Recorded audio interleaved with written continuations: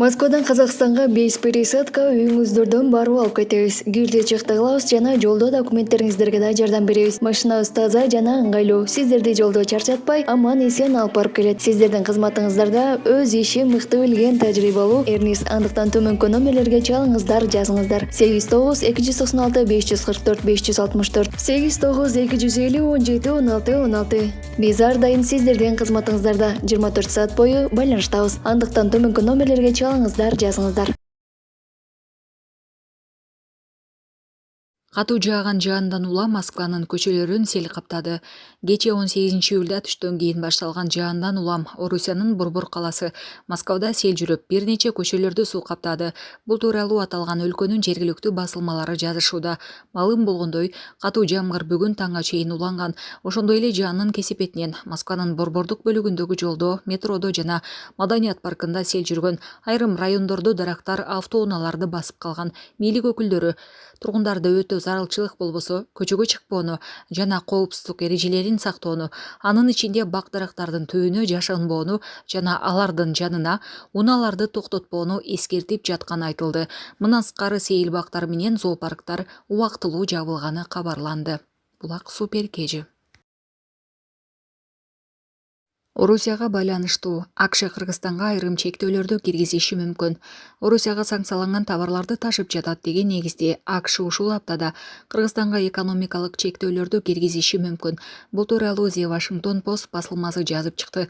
Макалада Орусия санкцияларга байланыштуу Европа жана Кытай менен активдүү соода жүргүзүп, мурдагы советтик Борбор Азия өлкөлөрүнөн жардам сурай баштаганы, кыргызстандык ишканалар санкция киргизилген товарларды сатуудан пайда көрүп жатканы айтылган. Байдендин администрациясы Кыргызстандагы мындай сооданы токтотуу үчүн жаңы экономикалык чараларды даярдап жатат. Бул иш-чаралар ушул жумада эле көрүлүшү мүмкүн деп жазылган анда. Басылма Кыргызстандын АКШдагы элчилигинен дагы жооп алган. Анда Вашингтондогу элчилик Кыргызстан эл аралык нормаларды сактоого, аткезчиликке жана башка мыйзамсыз соодага каршы күрөшүүгө умтулаарын билдирген. Ошондой эле Москва менен сооданын өсүшү жарым-жартылай өлкөнүн чек арасы аркылуу товарлардын өтүшүн көзөмөлдөгөн электрондук системалардын жакшырышына байланыштуу экенин кабарлаган.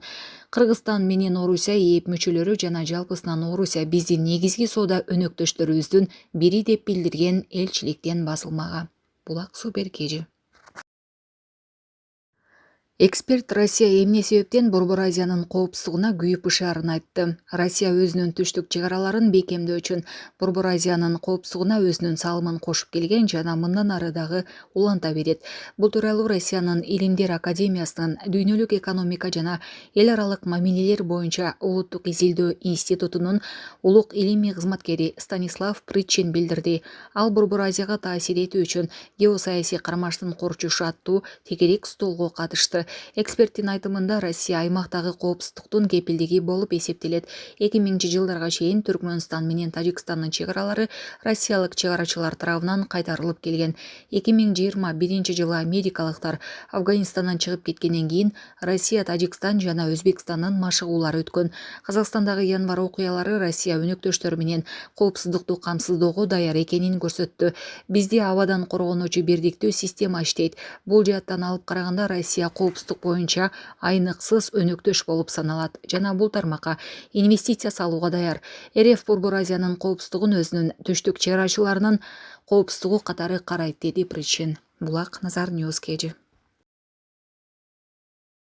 Москвада Лениндин мавзолейин өрттөөгө аракет кылган адам кармалды. 17-июль кечинде Москвада бир адам Кызыл Аянттагы Лениндин мавзолейин өрттөөгө аракет кылды. Бул тууралуу бир катар орус басылмалары жазышты. Кармалган адам Чита шаарынан келген 37 жаштагы Константин Стачуков экени аныкталды. Ал адам эмне себептен мындай ишке барганы тууралуу азырынча маалымат жок. Ал ичинде күйүүчү суюктук бар бөтөлкөнү мавзолейди көздөй ыргыткан. Бул кишиге карата бейбаштык беренеси боюнча кылмыш иши козголгонун ТАСС агенттигине укук коргоо органдары билдирди. Ал 7 жылга чейин эркинен ажыратылышы мүмкүн. Telegram 112 каналы Старчуков буга чейин 2023-жылдын 17-майында Кызыл Аянтта 2 бөтөлкө бензин менен кармалганын, бирок андан кийин ал жоопкерчиликке тартылбаганын жазган. Булак Назар Ньюс Кежи.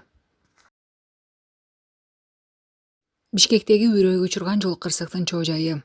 Жол кыймылынын коопсуздугун камсыздоо башкы башкармалыгы Бишкектеги үрөй учурган жол кырсыгы боюнча маалымат берди.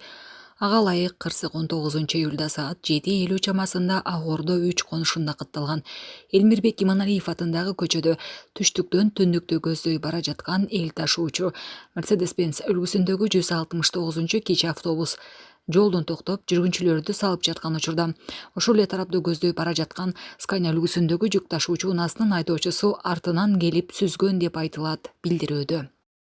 Кырсыктын кесепетинен бир жүргүнчү ооруканадан өзүнө келе албай каза болуп калганы жана 6 жара наркандай жаракаттар менен Сокулук аймактык ооруканасына кайрылганы кошумчаланды. Буга чейин Бишкек шаардык клиникалык тез жардам ооруканасынын директору Алмазбек Кубатбеков Супер KG порталына кырсыктан 23 жаран жаракат алганын, алардын 4-өсү жандандыруу бөлүмүндө экенин билдирген. Ошондой эле 11 адам амбулатордук дарыланууга жаткырылса, калган 8 адам бөлүмдөрдө медициналык жардам алып жатканын кошумчалаган. Булак Супер KG.